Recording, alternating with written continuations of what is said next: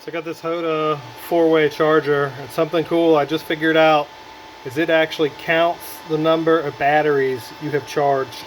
And today I just charged my 1000th battery with this charger. Absolutely love it. 4 at a time. So that's like 250 times I filled this fucker up and charged all packs, 4 packs, and did it again and again and again and again and again. This is the old 4-way charger. Look how much bigger it is. It's got all these stupid wires and shit hanging off of it. Absolutely love my Hota. This one goes in my backpack with me every day. Holy shit though, 1000 packs. 250 times I've loaded this 4-way charger up and sent it.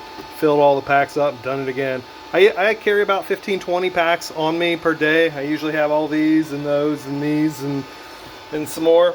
And yeah, this thing gets them done quick. They just came out with a Hota F6 Plus. It's the same as this, but it's twice as tall. It's got the AC power supply built in. I don't use that. I got a big ass server power supply right here that'll push enough 29 amps continuously so I can do 3 chargers at once. But yeah, dopeness. Thank you, Hota.